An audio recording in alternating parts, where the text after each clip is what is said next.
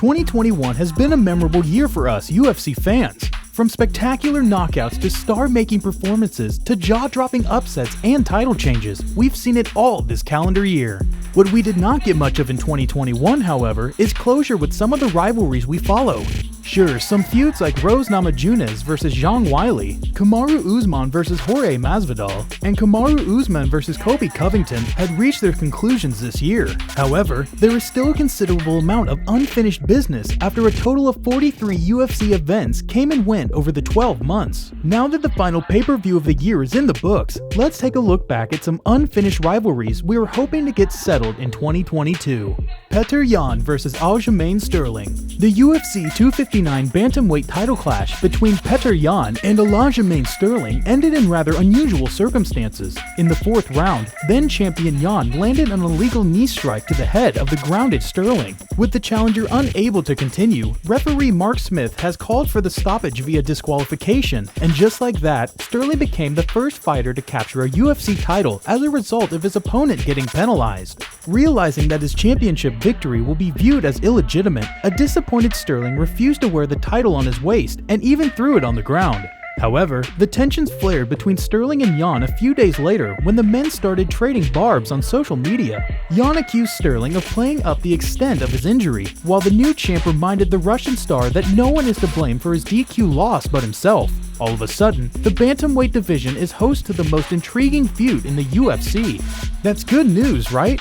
Well, not exactly. A rematch between Sterling and Yan was booked as the co-headliner of UFC 267 in September. Unfortunately, the Funkmaster had to pull out after he failed to receive medical clearance to compete. In Sterling's absence, Yan fought and defeated Corey Sandhagen for interim title.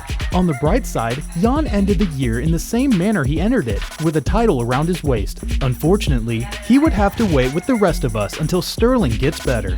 Brandon Moreno vs Deiveson Figueiredo. Many believe that the UFC flyweight division will not survive once longtime champion Demetrius Johnson and his successor Henry Cejudo are no longer around to defend the throne. But in their absence, Deiveson Figueiredo and Brandon Moreno emerged into legitimate stars, and thanks to them, the 125-pound weight class is still alive and kicking.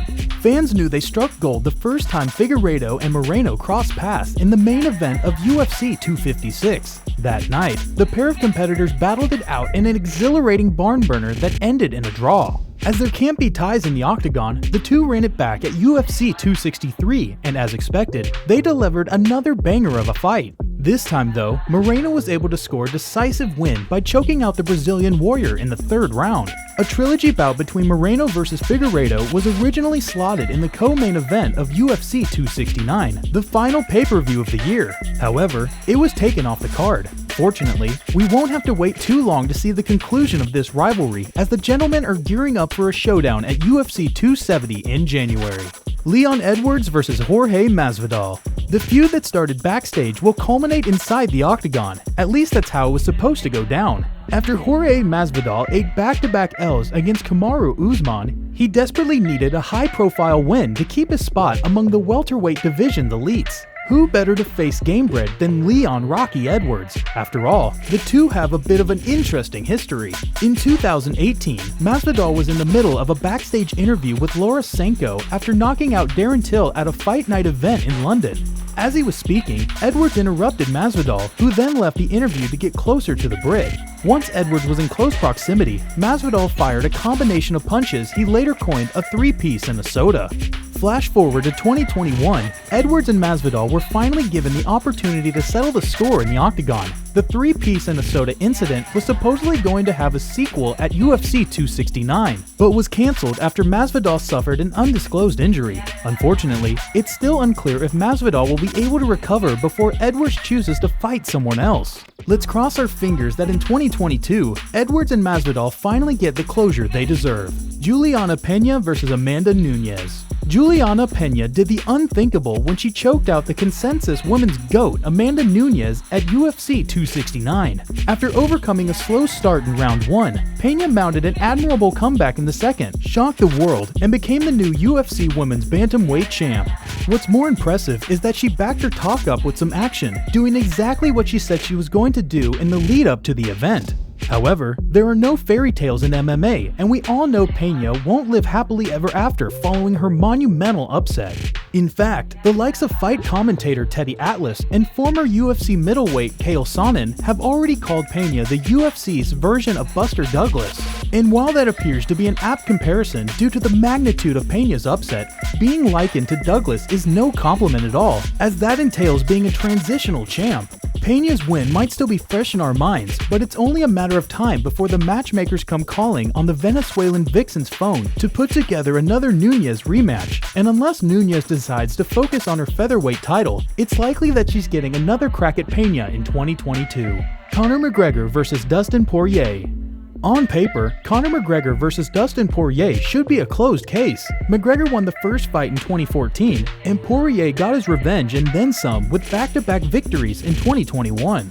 Being up 2-1 in a rivalry usually means you've already won, but Poirier's case is rather peculiar due to the way the third fight had ended at UFC 264. For a fight that was surrounded by a massive amount of hype, Poirier-McGregor 3 ended in an anticlimactic fashion. Although the records state that the Irishman lost to Poirier via TKO, the Diamond's victory wasn't really decisive. McGregor, of course, snapped his leg in the dying seconds of round 1, prompting the official to call for the stoppage. And just in case you forgot, McGregor would like to remind you that it was a doctor's stoppage. Now we find ourselves asking why Poirier will consider fighting McGregor again after beating him twice already. Well, that's simple. Poirier is in need of another big win after getting choked out by Charles Oliveira in UFC 269. And of course, it's no secret that it will be another handsome payday for the Louisiana native. McGregor insists that he'll fight whoever holds the title when he returns. However, it's reasonable to say that he's in no position to make such demands coming off consecutive defeats. With that in mind, Poirier and McGregor find themselves in a rare position to potentially fight for the fourth time. And when McGregor eventually returns in 2022, you best believe Poirier is on the shortlist of the Irishman's potential opponents.